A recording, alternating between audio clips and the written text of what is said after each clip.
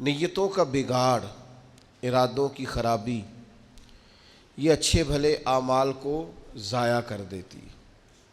جب ہماری طبیعت اس طرح کی ہو کہ ہم اچھی نیتوں کے ساتھ آگے بڑھیں، خیر کے ارادوں کے ساتھ آگے بڑھیں، ہم اس دین کے ماننے والے ہیں جس پر قیامت والے دن ان اعمال کا بھی اجر ملے گا جو کیے ہی نہیں ہوں گے، تو پوچھا جائے گا مالک یہ تو عمل کیا ہی نہیں، تو فرمائے اس کا ارادہ تو کیا تھا نا، نیت تو تھی نا، تم خالص تو تھے نا، موقع نہ بن سکا، تمہارے لیے اسباب نہ ہو سکے، لیکن اجر تو ملا۔ اور امام غزالی فرماتے ہیں کچھ اعمال لے کر فرشتے اللہ کے حضور حاضر ہوں گے، رب کریم فرمائے گا واپس لے جاؤ ان اعمال کو، میرے لیے نہیں کیے، یہ تو کسی اور کو دکھانے کے لیے کیے۔ حسن نیت، اچھا ارادہ، پروگرام اس طرح کا جس میں اللہ کی رضا شامل ہو۔ آپ جب تک نیت کا وضو نہیں کرتے، ارادوں میں اخلاص پیدا نہیں کرتے، اور ہم لوگ جب تک اپنے معاملات میں آگے جانے کے لیے محض اللہ کی رضا کو پیش نظر نہیں رکھتے، اتنی دیر تک عمل بیکار ہے۔ اس لیے کہ نبی پاک صلی اللہ تعالی علیہ وسلم نے فرمایا رب نہ تمہارے مالوں کو دیکھتا ہے، نہ تمہارے چہروں کو دیکھتا ہے، وہ تو تمہارے دلوں کو دیکھتا ہے۔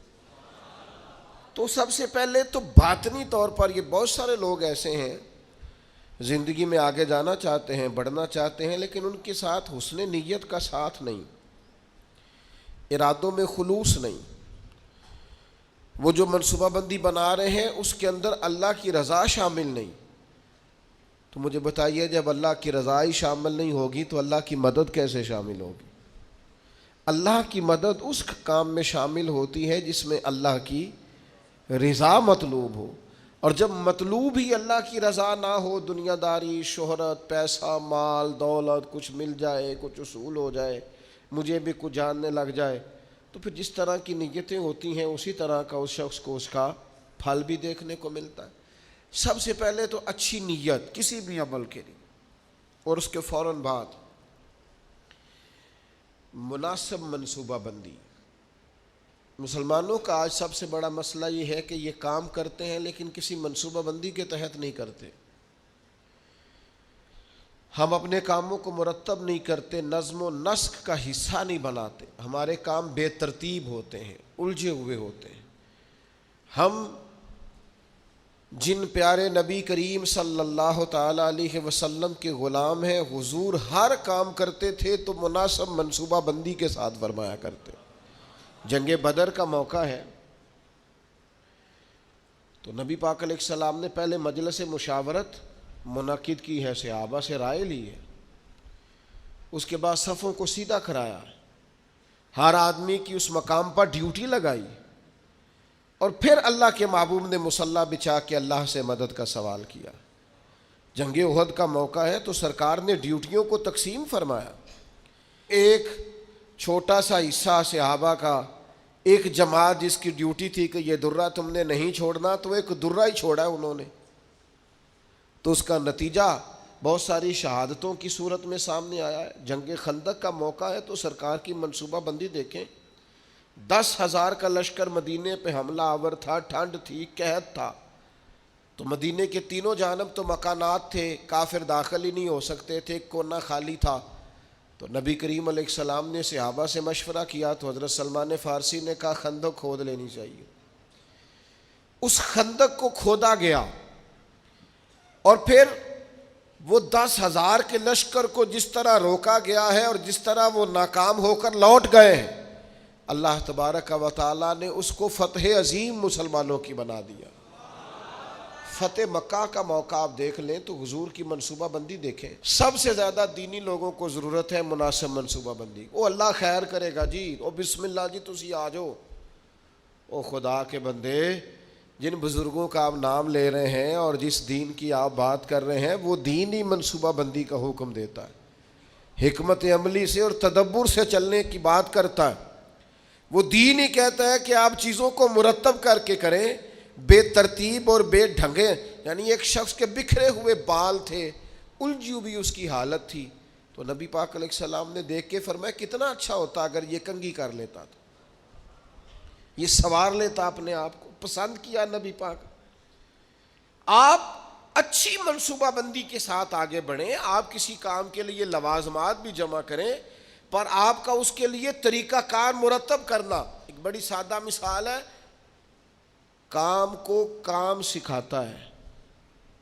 جب آپ کوئی کام کرتے ہیں تو کام کرنا آ جاتا ہے، لیکن جب کام لوگ کرنا ہی نہیں چاہتے پھر ان کو کام کرنا نہیں آتا۔ کام کو کام سکھا دیتا ہے۔ حضور فتح مکہ کے لیے تشریف لے گئے تو نبی پاک علیہ السلام نے صحابہ کرام سے فرمایا ہر آدمی اپنی الگ سے آگ جلائے گا کھانا پکانے کے لیے۔ ایسا ہوتا نہیں تھا روٹین میں، مطلب اب کھانا پکانا ہے 500 کا 1000 آدمی کا تو ٹھیک ہے، ایک جگہ پہ کھانا پک سکتا ہے، دیگیں پکا نہیں لیتے ہم لوگ۔ فرمایا ہر مجاہد اپنا چولہا جلائے۔ تب جب 10,000 چولہے جلے تو ان کے ذہن میں تو نہیں تھا نا کہ ایک ایک بندے نے جلایا ہے۔ وہ جب چڑھے پہاڑیوں پر کفار مکہ اور انہوں نے منظر دیکھا تو انہوں نے کہا یہ تو کوئی لاکھوں لوگ آ گئے، یہ تو بڑا عجیب صورتحال ہے۔ ان پر تو روب طاری ہو گیا، اور وہ جو تھوڑا بہت مزاحمت کرنا چاہتے تھے جناب ابو سفیان نے واپس آ کے کہا سی بھی نہ کرنا، کیونکہ جتنا بڑا وہ لشکر ہے۔ جناب عباس سے کہنے لگے حضرت ابو سفیان ابھی مسلمان نہیں ہوئے تھے، کہنے لگے دیکھیے آپ کے بھتیجے کس شان و شوکت سے مکے میں داخل ہوئے۔ اسلام کسی کو دقت نہیں دیتا، لیکن نبی پاک علیہ الصلوۃ والسلام نے فرمایا فتح مکہ کے موقع پر کہ تنگ گلیوں سے داخل ہونا ہے ہم نے مکے میں، کشادہ گلیاں موجود ہیں، کیوں تنگ گلیوں سے داخل ہونا ہے؟ جب تنگ گلیوں سے لشکر گزرتا تھا تو گھوڑا گزرا، دوسرا گزرا، تیسرا گزرا، یہ تو گھنٹوں پتہ نہیں کتنا کوئی لمبا لشکر ہے، ان کو سمجھ ہی نہیں آ رہی تھی۔ آپ مناسب منصوبہ بندی کریں، آپ کا انداز خوبصورت ہو، آپ بہترین طرز کے ساتھ کام کریں، پھر آپ کو اندازہ ہوگا کام کیسے کرنا ہے۔ ہمیں نہ لوگ کام نہیں کرنے دیتے۔ لوگ پتہ کیا کہتے ہیں، او بسم اللہ پڑھو جی اللہ خیر کرے گا۔ او بھائی اللہ تو خیر کرے گا، پر رب کریم نے بھی تو اصول دیے ہیں نا، سارے جانوروں کی قربانی نہیں ہوتی۔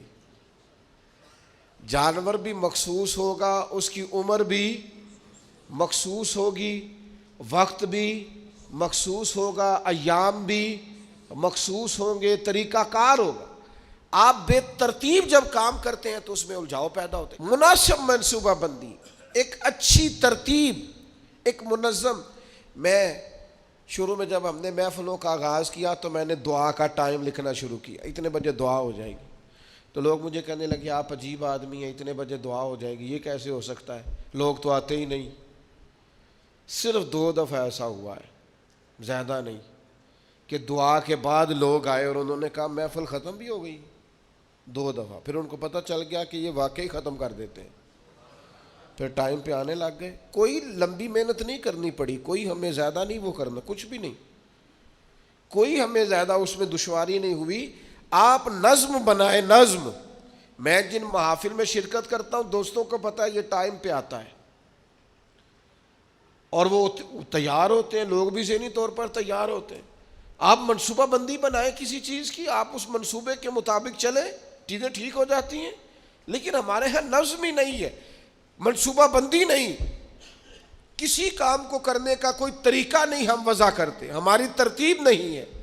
جب تک آپ مرتب نہیں ہیں، یہ ہمارے حکیم الامت مفتی احمد یار خان صاحب نعیمی، مفتی صاحب رحمۃ اللہ علیہ نے قرآن مجید کے ایک پارے کی ایک تفسیر ایک جلد میں لکھی ہے، ایک پارہ اور ایک جلد پڑھایا ہے، پڑھا ہے، مشکات کی شرح کی۔ کسی نے ان سے کہا اتنا کچھ لکھا ہے آپ نے، پڑھا نہیں جا سکتا؟ تو فرمانے لگے صرف ایک کام کیا ہے میں نے، اپنے ٹائم کو مرتب کیا ہے۔ مفتی صاحب 1 بجے جمعے کی تقریر شروع کرتے تھے، اور جب وہ الحمدللہ سپیکر میں کہتے تھے لوگ اپنی گھڑیاں ٹھیک کرتے تھے کہ 1 پورا بج گیا ہے۔ ہم کوئی ترتیب ہی نہیں، وقت کا ضیاع ہے۔ 2-4 چیزیں ایسی ہیں جن پر بالکل فوکس ہے لوگوں کا، وقت کو ضائع کریں، کوئی ترتیب نہیں۔ تو مناسب منصوبہ بندی۔ تیسری بات، اچھی نیت، مناسب منصوبہ بندی، اور تیسری بات سچی لگن۔ جب تک آپ میں لگن نہیں ہوتی، آپ تھوڑی دیر کام کر کے اکتا جاتے ہیں، مسلسل نہیں کر پاتے۔ یہ طلب جب پیدا ہوتی ہے، یہ لگن جب پیدا ہوتی ہے، پھر کام ہوتا ہے۔ آپ کے اندر لگن ہی نہیں ہے تو کام کیسے ہوگا؟ وہ تڑپ ہی نہیں ہے، کچھ کرنا ہی نہیں چاہتے، مزاج ہی نہیں ہے، کیسے کام ہوگا؟ کام ہو جاتا ہے، صرف اس کے لیے آپ مسلسل محنت کریں، مسلسل۔ پتھر پہ پانی پڑے متصل تو بے شبہ گھس جائے پتھر کی سیل۔ پانی کا ایک قطرہ کبھی بھی سیمنٹ میں سوراخ نہیں کر سکتا، لیکن اگر مسلسل گرتا رہے نا تو وہ سیمنٹ میں بھی سوراخ کر دیتا ہے، پلستر والی پکی جگہ ٹائلوں والی میں بھی وہ گھس جاتا ہے۔ کیوں؟ کہ مسلسل ہے نا، استقامت ہے نا، لگن ہے نا، لگن سے کام کریں۔ وہ بہت سارے دوست آ کے مجھ سے کہتے ہیں میں بڑے ہی کام کیتے نے کوئی کامیاب نہیں ہویا۔ میں کہو بڑے چھڑ دے تو ایک ہی کار، انہوں 4 دن چاج نال کار ٹھیک ہو جائے گا۔ تو بڑے کرنے کے چکر میں کوئی بھی نہیں ہوتا۔ ایک کریں، لگن سے کریں، محنت سے کریں، جد و جہد سے کریں، اپنی ساری صلاحیتیں لگا دیں، آپ اس کے اندر پورے طور پر لگ جائیں، آپ مضبوط ہو جائیں گے، آپ کے اندر توانائی آ جائے گی۔ تو ایک تو اچھی نیت، مناسب منصوبہ بندی، اور پھر اس کے بعد لگن، اور پھر چوتھی بات کہ آپ اس کام کو جب آپ نے کر لیا، وہ پایا تکمیل تک پہنچ گیا، اب آپ نے کہنا ہے میں نے نہیں کیا، یہ میرے رب کریم نے کیا ہے۔ اب آپ کی طبیعت کا شکر، آپ کے مزاج کا ٹھہراؤ، اب آپ کے اندر کی عاجزی، یعنی نبی پاک علیہ السلام 10,000 کا لشکر لے کر مدینہ طیبہ میں داخل تو ہو گئے، لیکن حال یہ ہے کہ سرکار نے کالا امامہ باندھا ہوا ہے، اونٹنی پر سوار ہے، اور حضور نے یوں گردن جھکائی ہوئی ہے کہ کئی دفعہ اونٹنی کی گردن سے بھی سرکار کی گردن نیچے دکھائی دیتی ہے بظاہر۔ کیوں؟ کہ سرکار نے اپنا سارا اپنے رب کی بارگاہ میں جھکا دیا، کہ جو کچھ ہے مالک کا ہے۔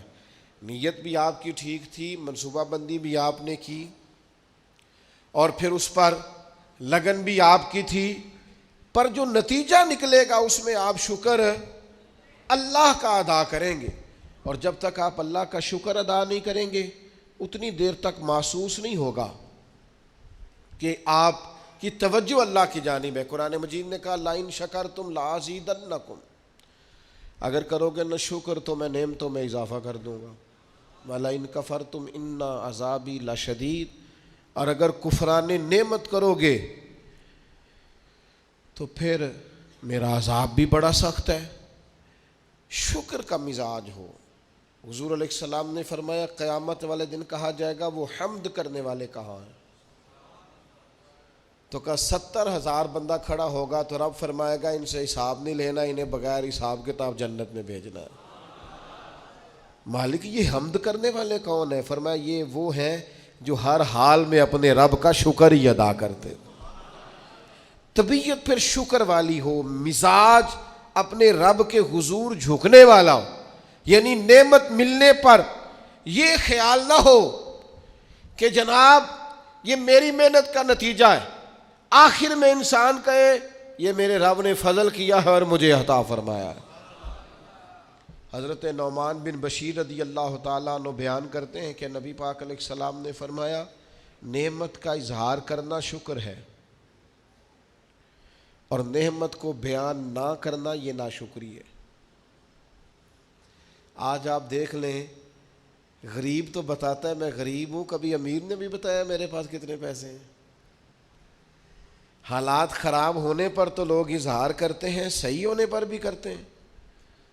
ہماری طبیعت کا تقاضا ہی نہیں ہے، بیان نعمت ہے ہی نہیں، بلکہ قرآن مجید نے یہ شکوہ کیا ہے کہ جب انسان کو تکلیف پہنچتی ہے تو رب کو یاد کرتا ہے، اور جب آسانی ہو جاتی ہے تو سب سے پہلے مالک کو بھولتا ہے۔ اللہ کی بارگاہ کا شکر، او گن تو صحیح یار کبھی نعمتیں خدا کی کتنی زیادہ، ہر وقت تیری طبیعت جھکی رہے گی اپنے مالک کی بارگاہ۔ اور پھر یہ جو شکریہ ہے نا، یہ فطرت ہے، فطرت۔ جب آپ شکر گزار ہوتے ہیں تو اس کا مطلب ہے آپ فطرتاً ایک خوبصورت انسان ہے۔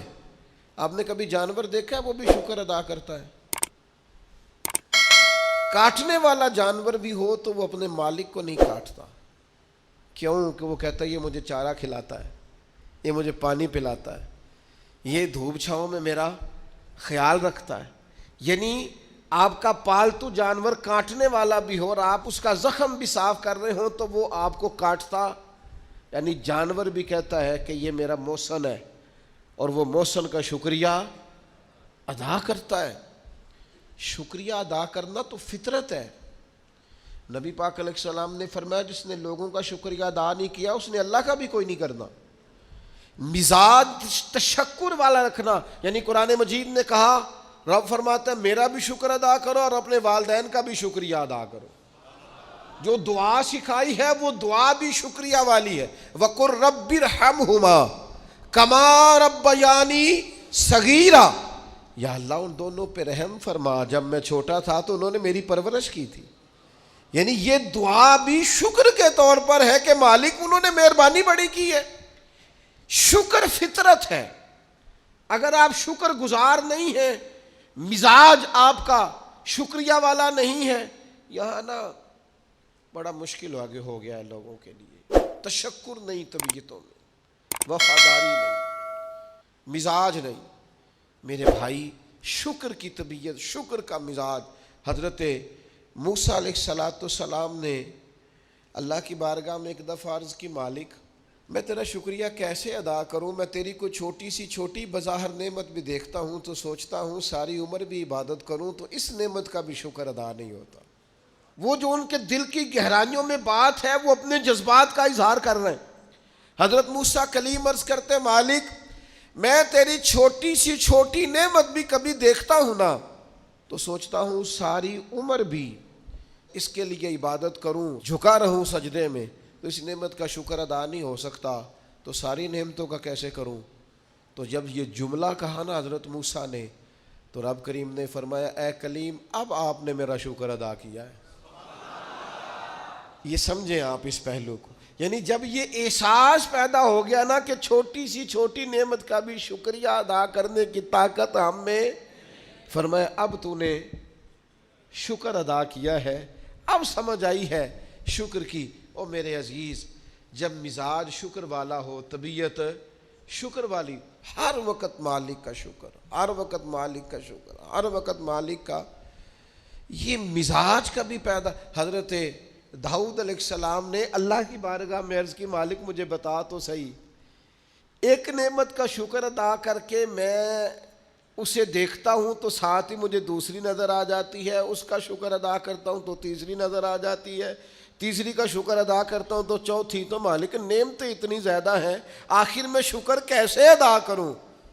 تو رب کریم نے فرمایا، اے داؤد آپ تو اپنے رب کی معرفت پانے لگ گئے ہیں، کو تو معرفت ہونے لگ گئی ہے، معرفت الہی پا گئے آپ نعمتیں گنے، زندگی میں گنو، آنکھ کی نعمت گنو، کان کی نعمت گنو، سمجھ کی نعمت گنو، آپ چلنے کی، چھونے کی، پکڑنے کی، سمجھنے کی نعمت شمار کرو، گنو۔ اللہ نے ماں باپ دیے، بہن بھائی دیے، اچھے استاد دیے، مشائخ دیے، گنو۔ اس کریم رب نے کرم کیا اور اپنے لاڈلے نبی کی امت بنایا۔ گنو، شمار کرو، اس نے کرم کیا، اور ایک وقت ایسا بھی آیا کہ اس نے بیت اللہ کے سامنے لا کھڑا کیا۔ ایک وقت ایسا بھی آیا کہ گنبد خضرا کے سامنے کھڑے ہو کے درود و سلام بھی پڑھا۔ کرو شمار وہ نعمتیں کہاں کہاں، کس کس مقام پر، اور خود ہی اللہ کا قرآن بولا، تم اگر نعمتیں گننا چاہو تو گن سکتے نہیں۔ مزاجوں میں شکر پیدا ہو جائے نا، تب یہ ٹھنڈی۔ میں اکثر کہتا ہوں، کبھی کبھی نہیں اکثر کہتا ہوں، میں کہا کرتا ہوں خدا جانے بلندی ہے کہ پستی، پر جہاں میں ہوں وہاں کوئی نہیں ہے۔ جہاں میں ہوں وہاں، یعنی میں نے زندگی میں یہ سنا ہمیشہ عمر بھر لوگ محفلوں میں نہیں آتے. پھر میرے دوستوں نے میرے کانوں میں یہ بھی کہنا شروع کر دیا تسی نہ اعلان کریا جے پھر سڑکوں بندے نہیں سامنے جاندے. وہ کبھی میں نے زندگی میں کہتے تھے لو جی لوگ اسکولوں میں بچے بھیجتے ہیں اور کالجز اور یونیورسٹی میں بھیجتے ہیں, مدرسوں میں نہیں بھیجتے. پھر یہ کہ دور دراز سے سفارشیں آنے لگ گئیں کہ تسی ان ساڑا بچہ نہیں داخل کر دے. وہ جو انداز کبھی اور تھے, پھر وہ حالات بالکل بدلتے دیکھے, کیفیات بدلتی دیکھی, طبیعت بدلتی دیکھی. ایک دوست یہاں وقت لینے آ گئے اور میں وہاں انہوں نے جلسہ رکھ لیا. میں نے ان سے کہا بھی سادے سے آدمی تھے, میڈیا سے ذرا واقف نہیں تھے, پرانے آدمی تھے, بزرگ تھے. تو میں نے ان سے کہا کہ میں آ جاؤں گا, لیکن یہ کہ مہربانی یہی ہے کہ آپ تھوڑا سا کوئی اور اہتمام کر لیں. کہنے لگے نہیں آپ کو ہی آنا ہے. پھر میں چلا گیا, ہو کے آیا. سارے لوگوں نے زندگی بھر کا ہے دوبارہ کدو ٹائم دیا گے. انہیں آخیا تمہیں اگوں نہیں بلانا. میں کیوں دی کی وجہ ہے؟ انہیں کہہ دی تے مسیت دے چھڑن لگے سن بندے ساڑی. پرانی مسیت ساریاں چھتاں بھر گئیاں. تو بھئی ہمارے بس کی بات نہیں ہے. خدا جانے بلندی ہے کہ پستی, پر جہاں میں ہوں وہاں کوئی نہیں. آپ مزاج شکر والا پیدا کریں, طبیعت شکر والی. میں نے زندگی میں صرف ایک ہی چیز محسوس کی ہے کہ یار جتنی نعمتیں ہم ان کا شکر ادا کرنے کی طاقت ہی نہیں رکھتے. مزید کا سوال تو تب کرے نا کس منہ سے مزید مانگے. جو ہے ان کا شکر ہی نہیں ادا ہو پا رہا, شکریہ ہی نہیں ادا کر پاتے. تو پہلی بات تو یہ کہ اچھی نیت اپنائیں. دوسری بات یہ کہ منصوبہ بندی کریں. تیسری بات یہ کہ لگن سے کام کریں. چوتھی بات یہ کہ جب کام ہو جائے تو پھر اپنے رب کا اور خوب ادا کریں, اور اپنے دل کو پورے طور پر تیار کریں اور ذہن سازی کریں اپنی کہ میں نے اپنے مالک کا شکر ادا کرنا ہے. اور اس کے لیے کوشش کریں. آپ دیکھیں ہمارے نبی کریم صلی اللہ تعالیٰ علیہ وآلہ وسلم کا طریقہ مبارکہ. حضرت عائشہ صدیقہ فرماتی ہیں, ترمذی میں حدیث ہے, فرماتی ہیں کچھ دیر سرکار میرے بستر میں آرام فرما ہوئے. پھر حضور نے نماز کی نیت باندھ لی تو قیام میں بھی سرکار نے آنسو بہائے, رکوع میں بھی آنسو بہائے, سجدوں میں بھی آنسو بہائے. تکمیل نماز پر میں نے عرض کی یا رسول اللہ, اللہ آپ کے صدقے اگلے پچھلوں کو معاف کرے. اتنا زیادہ آنسو بہانا. تو فرمایا افلا اکون عبدا شکورا, میں رب کا شکر گزار بندہ نہ بنوں. یہ شکر کے آنسو ہیں جو رکوع میں بھی ہیں, جو سجدے میں بھی ہیں, جو قیام میں بھی. تو میرے بھائی کبھی شکر کے آنسو بھی بہا, کبھی شکر کا رکوع بھی کر, کبھی شکر کا سجدہ بھی کر, کبھی شکر کا قیام بھی کر, کبھی شکر کے نفل بھی پڑھ. اس لیے کہ اللہ تبارک و تعالیٰ نے خاص رحمت کی ہے. ہمارے ہاں بے چینیاں اس لیے بڑھتی ہیں کہ جو نعمتیں ہوتی ہیں ان کی قدر نہیں ہوتی, جو نہیں ہوتی ان کی طلب ہوتی. تو اسلام کے اندر لا متناہی اجر ہے, لا متناہی. لیکن شرط یہ ہے کہ حسن نیت ہو, مقصد کی لگن ہو, زبردست منصوبہ بندی ہو, پھر اپنے رب کے حضور جھکنے کا مزاج.